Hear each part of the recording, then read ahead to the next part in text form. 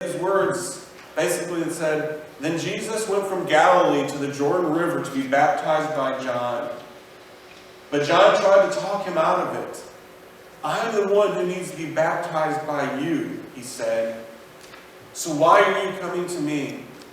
But Jesus said, 'It should be done, for we must carry all that God requires.' So John agreed to baptize him. After his baptism, as Jesus came up out of the water, the heavens were opened, and he saw the Spirit of God descending like a dove and settling on him. And a voice from heaven said, 'This is my dearly loved Son who brings me great joy.'" We also said that this is my dearly beloved who brings me great joy. We talked about receiving and understanding our identity, accepting our identity in God as the beloved.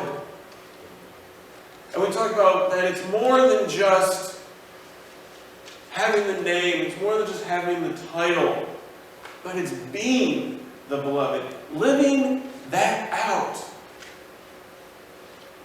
And it's incredible, it's great. As we sit here and we gather for this time of the year, as we sit here and we talk about Thanksgiving, we talk about giving thanks. That song that we just sang, about giving thanks. Because we are His beloved. He has chosen us. Even when we didn't realize it, He chose us.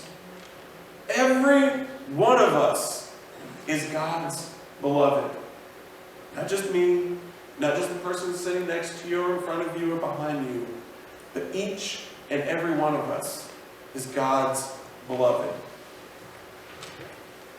Now last week, like I said, we talked about the importance of discovering and accepting our identity as the beloved. We talked about how God doesn't require us to do anything to accept this title,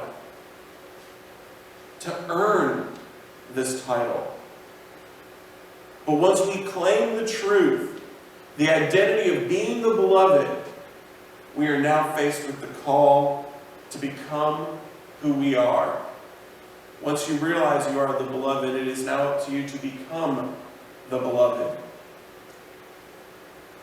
So we can so often be left wondering and thinking, you call me your beloved, but what does that really mean? I want to become what you've called me to be, what you see my potential as being, but I have no clue what that is and how to become it. That's the statement that so many of us stumble upon. We spend so much time studying, listening, teaching, preaching, reading, list can go on and on, to try to discern those very things right there. And we come across and we say it in so many different ways. The great thing is, and I think that's where we struggle sometimes, is we've already been given a taste of what we're searching for. We already have a little bit of just that little bit of a taste. So we kind of know what we're looking for. We kind of know what it smells like, what it tastes like, what it looks like. Because if we hadn't, we wouldn't know what we're missing, what we're looking for. What we spend so much time gathered together talking about, searching for, seeking for, learning. Because we've been given that little bit. We know, to a certain degree, what it means to be the beloved. If we all sat back and imagined what the image of the beloved would look like, if we were to just close our eyes right now and think about what would the beloved look like, it wouldn't just be a black void out there. You'd start picturing faces. You'd start picturing some actions. It wouldn't just be a name, beloved, that you're picturing in your head. But the thing is, we have to adjust that image on our journey as well. We have a rough sketch to begin with. We kind of know this is the direction that I need to go in. But as we get going down that path, we realize, I need to adjust it a little bit. I need to move it this way a little bit. I heard years ago, and I didn't even realize at the time what I was being told and what I was being shared was that our spiritual life is like a puzzle.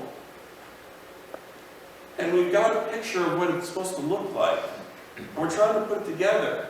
And then the puzzle changes. The picture changes. And we have to reconfigure some things. Because things weren't exactly what we thought they were. They didn't look quite the way we thought they should look. We have to adjust. We have to adapt. But it's a journey. It's a journey with the same outcome. Accepting Christ as our personal Lord and Savior is not the end. But we don't just use it. We just don't use our spirituality, our spiritual lives, for comfort or for rainy days. It's not the end of the journey. And it's something, again, it's not just something you pull out at our convenience. When we need it, when we're hurting, whatever the reason is, it's there for us all the time. Because let's face it, there's a large percentage of Christians who only recognize their spiritual lives when it's a need or convenience for them. And I can testify to this because I was one of those people. I was one of those individuals in my life where at one point I would pull up my spirituality on Sundays and Wednesdays.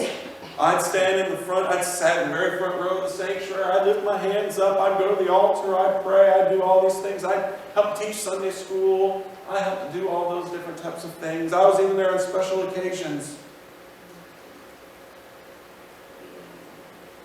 But when I left, I'd take my spirituality, I'd take my relationship with God, I'd fold it up, I'd put it in my pocket, and I wouldn't pull it out again until I walked back through the doors of the church again.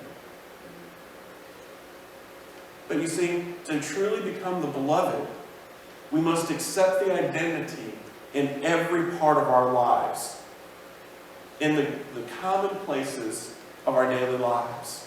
It's not just Sundays, it's not just Wednesdays, it's not whenever we gather. It's all the time. It's just common places. It's when we go to the store, it's when we go to the doctor, it's when we go to the gas station, it's when it does not matter. Everywhere we go. So today, I have 4 things that we must accept and understand in order to become the beloved. We're talking about this concept, but I'm trying to sum it down. The 4 things. Now I'm going to give you a warning up front. These 4 things aren't just things that you can just give a check mark and you're done. I want to be completely upfront with you. They're not easy. And they're not easy to completely accept. They're going to take work every day to fully accept and to work them out. It's not just something that's like going in the store and pulling something off the shelf and going, oop, I got that item off my grocery list. Check, I'm done. It's going to be tough. So, as we begin to go through this list, the very first thing we have to realize is that we're chosen. We have to claim that we're God's chosen ones. Not just think it, not just to say, okay, I'm God's chosen. I'm talking claim that we are God's chosen ones. When I know that I am chosen, I know that I have been seen as a special person. Someone has noticed me in my uniqueness and has expressed a desire to know me, to come closer to me, to love me. I shared this with you last week. We are God's chosen ones. We have been seen by God from all eternity, and He has seen us as unique, special, and precious beings. We have to accept that. We have to claim that. But I want you to take this in for just a second. This is something that on the surface that we can all agree with. But this is a real struggle for many real people living some very hurt and real lives.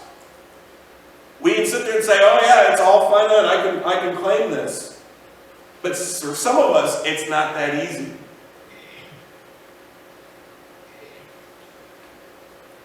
Because, and I say this because even though we've tasted this little bit of what it means to be chosen, we have to claim this fully in order to become the beloved. Now I want to give you one more warning here this morning. Chosen is not a competitive word. The world has taken this word, chosen, and it's twisted it. The enemy has taken it and messed with it because he knows how important and how powerful it is for us to understand what it means to be chosen. We have a bad tendency to associate chosen with being picked. Well, they chose me over them. We have to realize what it means. We don't need to surrender the word chosen to the world. We have to claim it. We have to hold on to the truth that we are the chosen one. Because when we let go of this truth, when we let go of this, we open ourselves up for self-rejection. Dark voices telling us that we're nothing special, that we're just another among billions. If the enemy can make us believe this, he can keep us from claiming this truth and becoming the beloved. Satan does not want us to become the beloved. And so he can keep us from that. If he can keep us from just one of these four things, he's going to be able to keep us from fully becoming the beloved. He doesn't want us to become that which God desires, that which God knows that we can become. There's many that never feel welcomed into the world. They always are wondering, am I really wanted? Parents tell their children, I hadn't really expected you, but once I found out I was pregnant, I decided to have you anyway. You were sort of an accident. And they live their life going, was I really wanted? Am I really special? Am I really unique? That's just one of many examples. Because the world is filled with people who question whether it would have been better that they had never been born. And that is a very sombering effect. And it's real. I have had to, just in my short ministry life, and it's short compared to so many others, I have had to walk alongside young teenagers that struggle with this, that have wondered whether or not life was even worth living. It would just be better if I wasn't here at all. And I'm sorry to say that that's going to follow them for the rest of their lives. It's been planted in there. They're going to struggle. That's where this is not going to be easy for some. We have to dare to reclaim the truth that we are God's chosen ones. Our parents, our siblings, our teachers, our friends, etc. They don't determine if we're chosen or not. As I said last week, God does not see us for who we have been, but only what we can be. We have to keep unmasking the world for what it is. Manipulative, controlling, power-hungry, and in the long run, destructive. Now, I want to remind you, when I say this world, I mean the world that the enemy has manipulated and twisted. The world is not our enemy. I want to make that very clear. There's so many times we will sit there, we're in the church, and we'll talk, oh, the world, outside these walls. And we start talking about how bad, how the world manipulates us and does all these things. The world's not the enemy. The world is the victim. We used to be part of that world. We used to be part of that victim. Until God came and helped pluck us up and pull us out of that. And saved us from that. Satan is our enemy. The world is our victim. It's a casualty of the spiritual war that we are raging on. But in the world we live in right now, We have to keep unmasking these things. We have to keep looking for people and places where truth is spoken, and we are reminded of our deepest identity as the chosen one. There's a reason why we gather together and need a group of believers to surround us. There's a reason why we're here. It's not just to worship God. Yeah, that's a big part of why we come. It's not just to learn. Another good thing of why we come together. But we're here to support one another. To help each other recognize and stay strong in the fact that we are chosen. But sometimes we aren't always the best at reminding people that they are chosen. We get consumed with what's going on in our lives and what's happening, and we come in and we forget that the person next to us may have never heard this, or it could have been years since they heard this. When was the last time that you reminded someone that they were a chosen one? So I'm going to have to say, I had to stop and think about it even for myself. When was the last time that I reminded somebody that they were a chosen one? So this morning, just take a second, look to the person next to you, and tell them that they're loved and chosen by God.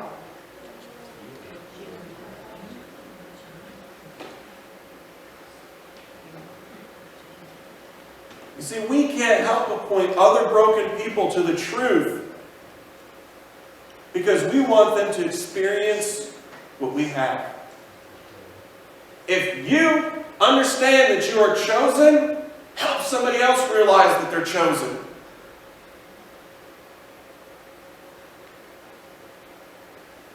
We want to help people. We need to embrace it. We need to become who God intended for us to be. We need to celebrate our chosenness constantly. But as I said last week, do not allow our chosenness to make us arrogant at the same time. That's what happened to the Jews. That's what happened with the Pharisees during Jesus' time. They understood their chosenness. They embraced their chosenness. But they allowed it to make them arrogant at the same time. You see, this means saying thank you to God for having chosen us. And saying thank you to all who remind you of your chosenness. How many times have you had the opportunity to be grateful and you haven't used them? How many times have you been able to sit there and had the opportunity? You could have said thank you to God or thank you to somebody else, and you didn't. We're in the season of giving, of thanks. It's a great time to do it. But we have to be careful because wherever there is a reason for gratitude, there can also be a reason for bitterness. We get to decide to be grateful or to be bitter. The second thing that we need to embrace and understand on our journey to being the beloved is blessings. You see, blessings affirm. They say yes to a person's belovedness. If that's a word, we're going to make it one.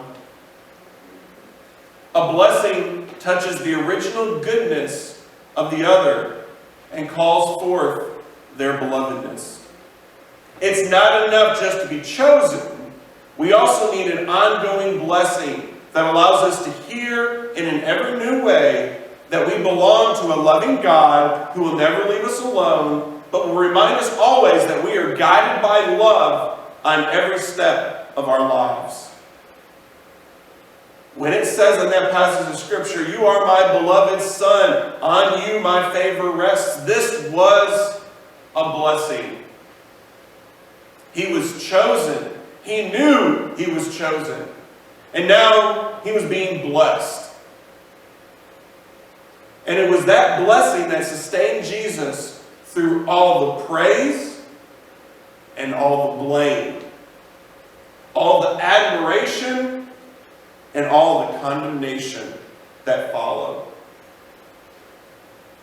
You see, but we also have to remember that the blessed one always blesses.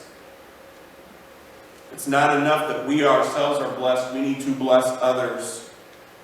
And let's face it, anybody in this world that's going to say, I don't want a blessing. I don't want to be blessed. The third thing is broken. We're all broken.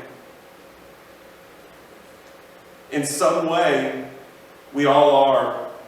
And we can't ignore that. And we can't try to hide it either, because we're ashamed that we're broken. There's something we struggle with. There's something in our lives that's deep down that makes it hard. Maybe that brokenness is what also makes it really hard for us to claim that chosenness. They may be tied together. But you see, our brokenness tells us something unique about ourselves. That's why we can't compare with others. They're so deeply personal that comparing them can't really bring any consolation or comfort. It's a fool's errand. I mean, it's not a competition to sit there and go, I've had the worst life, I've had the hardest life, I've got the biggest struggles. Have you ever heard anybody try to compete with somebody about how bad their life is? They're trying to compare. You can't do that. It's like trying to compare apples and oranges. It doesn't work. You see, the way we are broken is as much an expression of our individuality as the way that we are chosen and blessed. It's unique to us. This is a stop pattern or an instruction manual. It's going to look the same to everyone in the end. It's not going to look the same to everyone. The goal is the same, but how we grip and how we handle these different aspects of being the beloved will be different. My brokenness is different than your brokenness. My struggle with chosenness is different than your struggle with chosenness. My blessing is different than your blessing.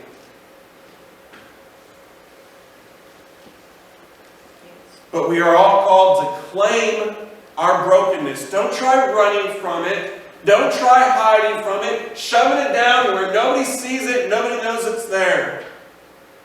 Claim it. I grew up in a family. I grew up in a church. Bury it. You don't air out your dirty laundry. You don't even want to talk about it yourself. There's nobody that you could walk through with it. Because you didn't tell anybody. That was your deepest, darkest secret. You kept it to yourself. That was between you and God. But the facts are, even an addict will tell you, the number one thing in order to release the power of what that has over the top of you, you must admit. You have to admit this is what it is. Claim it. Because we all have one. We all have something that is broken inside of us. That is a struggle for us. You see, we need to befriend our brokenness. And we need to put it under the blessing. We can't avoid it. We have to embrace it. To make our most feared enemy into a friend. And claim it as an intimate companion.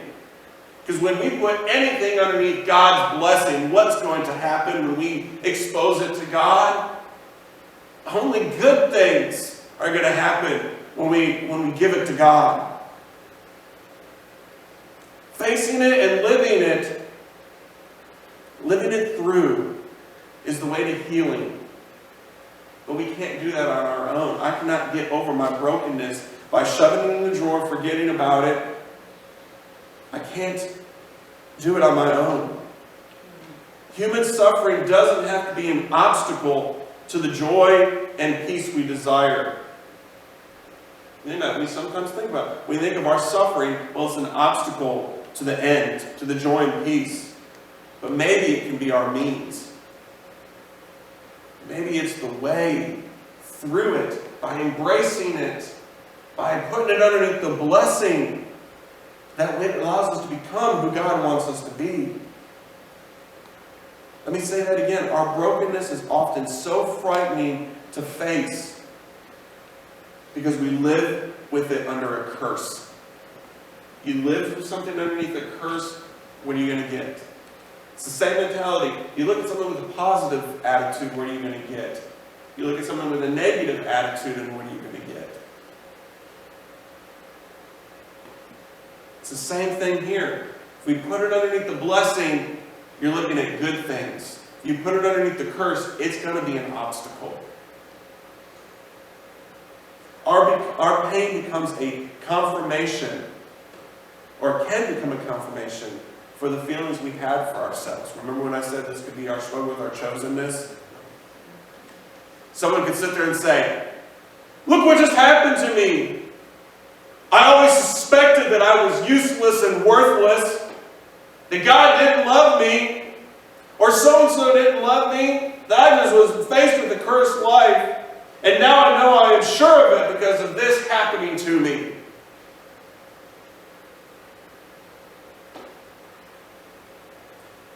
The great spiritual call of the beloved is to pull our brokenness away from the shadow of the curse and to put it under the light of the blessing. It's not easy, but when we keep listening attentively to the voice calling us the beloved, when we listen to that voice, that still, small, soft voice, it's not the worst it's going to be is a still, small voice. Sometimes it's a booming voice. It becomes possible to live out our brokenness. Our brokenness will gradually come to be seen as an opening toward the full acceptance of ourselves as the beloved. Can you guys begin to see where these steps are not easy? We come and we talk about these things all the time in church. We talk about them coming from different perspectives and different angles. But everything, almost everything that we talk about as we come together as believers falls underneath one of these.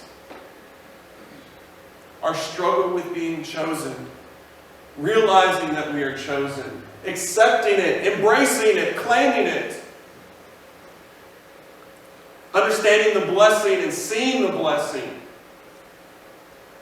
and embracing our brokenness. How many of us have seen people in their lives and gone, we see their brokenness, and we're going, if they would just embrace it, if they would just give it to God, if they would pull it up from underneath the curse of this world and put it underneath the blessing of God, they would just give it to Him. Oh goodness, what a powerful freedom they would experience. But sometimes we do it too. Because we have one too. We have something that's broken in us. It's always easy to see the brokenness in somebody else. And the fourth thing this morning is we're given. It is only as people who are given that we may fully understand our being chosen, our being blessed, and our being broken. It becomes clear that we are chosen, that we're blessed, and we're broken, not simply for our own sake. It's not just for me, but so that everything we do will find its final significance in it being lived for others. See, joy comes from being able to do something for another person. It's so easy to be grateful for a gift given in joy than a gift given with hesitation or reluctance. How many of us have ever gotten a gift and someone said, well, I really didn't want to give it to you, but here you go. Yeah, you're going, oh, thank you. You're really sitting there going, oh, thank you. It meant so much to me. Thank you. That's the best gift I've ever been given. Most of us are sitting there going, okay, I don't know if I want it now.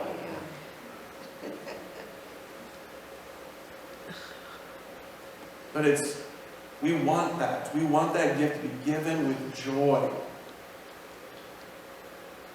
I think we can be deceived that people give in order to receive. We would sit here and say, in this world, we think that a lot of people give in order to receive. But I think that deep down, there's a desire for people to give. I think we see it more than anything getting ready to go into the season of the year that we are. But I think as an overall whole, there is a desire for people to give. They just don't know what to give and how to give it. We live in a world right now where we've got a younger generation. They have this passion to give something. They want to be involved in something they want to give. They just don't know what it is. They don't know what to give and they don't know how to give it. Our humanity comes to its fullest bloom in giving. We often live as if our happiness depends on having, but no one is really happy because of what they have. True joy, happiness, and inner peace comes from giving ourselves to others. It's not just a physical possession, a present wrapped in a nice package with a nice bow on it, but giving somebody of ourselves. Some of us find that in a spouse. The true joy of a spouse, of a marriage, is giving yourselves to someone else. A happy life is a life for others. You say that. A happy life is a life for others. I think they kind of get that one halfway right when they used to say, happy wife, happy life. Think about it. For men, your life's going to be happy because you're living it for somebody else. You're making her happy. Same thing goes for wives. You're going to be happy because you're making him happy. If both people are doing that, it's a happy life. Our brokenness opens us to a deeper way of sharing our lives and offering each other hope. See, just as bread needs to be broken in order to be given, so do our lives. As mortals, our brokenness is a reality of our existence. It's who we are. It's part of who we are. But we grasp our identity. We embrace the first three. We will find life in full harmony as we give that which we have received. But as I said at the very beginning of this morning, it's not easy, and we need as much help and reminders as possible. One of those things God gave us to remind us of this, we do it all the time. But I think so often we don't think about it within the context of the beloved, of becoming the beloved. This morning we're going to participate in communion. See, communion embodies and represents these three different aspects.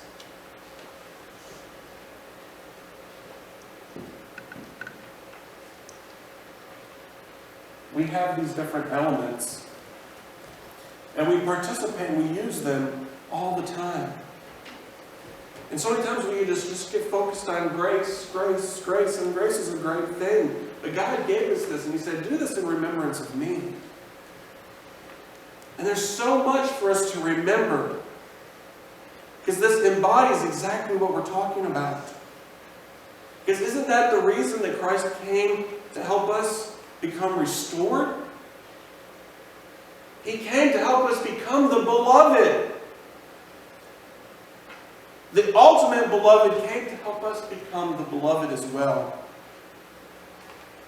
That's what it's all about. And as we begin to enter into this Advent season, we get ready to remember and anticipate the arrival of the beloved. We need to remember why we are anticipating, why He came in the first place. So this morning, when you take the bread and you take this cup, it's not just remembering about what He did, but why He did it. So just like this bread was chosen, He was chosen. We are chosen. Just like the bread was broken, just like He broke that bread, we are broken. Just like the bread and the cup were blessed. We are blessed. Just like the bread and the cup, his body, his blood were given to mankind. We are given to mankind. This is what it means to be the beloved. This is a reminder of how we become like the person it represents. That we were chosen, that we're broken, that we're blessed, and then we're given. It has perfect symmetry to it. It's beautiful, it's meaningful. I don't want it to be lost on us this morning. I want us to grasp it. I want us to claim it.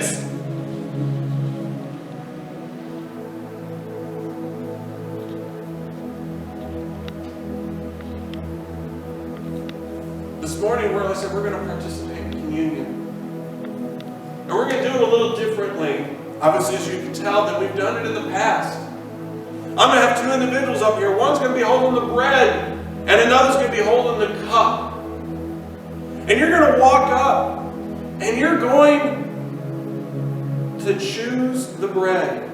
And you're going to break the bread. And as you do, you're going to be spoken to, and you're going to be told, this is the body of Christ broken for you. And then you will take your piece of bread and you will dip it in the cup. And as you dip it in the cup, you will be told, this is the blood of Christ spilled for you. And then you will partake of the elements. And at that point in time, you can come to the altars. You can go and sit back down where you're at. It's up to you. But I want us this morning, as we do this, I want us to think about being the beloved and what it means to be the beloved. And now that we have chosen, now that we have broken, now that we have blessed, how are we going to give? Where's our struggle at in this? Which one of these do you struggle with? Because we all have something, one of these four that we're struggling with. I just want us to spend our time singing. I want us to spend our time praying. I just want to spend our time contemplating what it means to be the beloved. To actually become the beloved here this morning. So if I could have my couple of helpers come forward this morning. We're going to pray. I'm going to lead us through prayer. And then I said, you're going to come and participate, and then you can spend some time in individual prayer. You can sing. It's up to you. This is a moment between you and God. And then I will wrap us up in prayer one last time. Dear Heavenly Father, Lord, we come before you this morning. Lord, as we sit here and we understand and we embrace what it means to be the beloved, to be your beloved. Lord, may we also remember what your Son did. How the ultimate beloved, how he was chosen, how he was broken, how he was blessed, and how he gave. May we remember those aspects. May we remember those things this morning. May we apply those to our lives this morning. May we come before you this morning broken, blessed, chosen, and given to this world so that others may be able to do the same thing. Lord, we thank you for this reminder. Because, Lord, we know that as Jesus took that bread and he broke it and he passed it and he said, this is my body given for you. This is my body broken for you. Do this in remembrance. And he told those disciples, as he tells us this morning, Lord, this is my blood spilt for you, given for you, that you may receive it, that you may do it in remembrance, that you are the same, that we are the same as him. Lord, we thank you for this. We love you for this, Lord. Lord, we give you this time here this morning. Hear our prayers. Hear our hearts. Lord, in your name. Amen.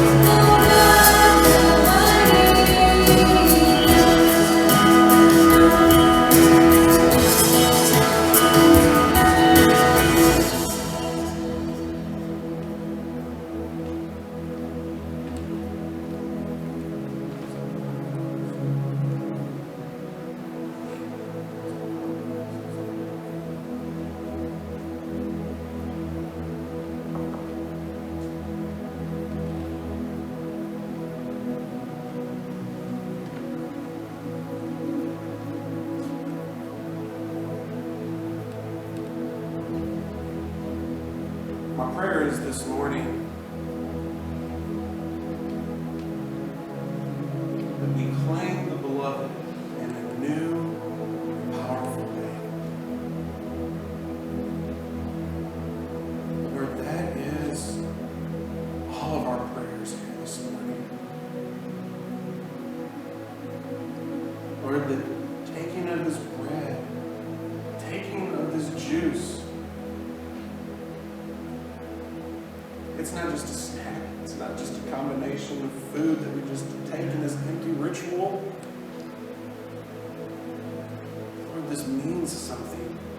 This reminds us of something. You wanted us to do this for a reason. And Lord, I can't help but wonder so many times that I have taken this myself and I've never linked it to becoming who you want me to become. Lord, I'm so thankful that you sent your Son, that you sent him to die on this cross, to break his body, to spill his blood for me, for each and every one of us. But Lord, we also know and must recognize here this morning that it doesn't just stop there. That we do this as a remembrance of not only of us becoming the beloved and how you allowed us to recognize that we are the beloved, but now that we are to become that which saved us. That we are to become that which gave his life for us. So Lord, we just thank you for this reminder. Lord, during this time, during this season of Thanksgiving, as we gather together this week with friends and family, may we not forget the ultimate blessing, the greatest thing that we have to be thankful for. Lord, be with us throughout that time. Encourage us, strengthen us, as we remind ourselves, as we say, thank you, Lord, for choosing me. Thank you for blessing me. Thank you for allowing me to use my brokenness in a powerful way, in a way that can encourage and strengthen me and not just drag me down. Lord, also thank you for allowing me to give back that which you have already given me. Thank you for calling me beloved. Thank you for helping me become the beloved. Thank you for allowing me to share this message, to help bring others into this understanding of the beloved. So Lord, be with us during this time, that even afterwards as we fellowship and we gather as Thanksgiving, Lord, may it take on a whole new meaning here this morning as we gather and fellowship and say thank you for all that you've given us. Lord, so may you bless this time. Not only bless this food that's been prepared and it's been given and sacrificed for, Lord, but may you bless this time and the fellowship that we have together as well. Lord, may we go out into this world given by you so that others may grasp and know what it means and to know that they are the beloved as well. And we thank you and we love you. In your name, amen. You are dismissed.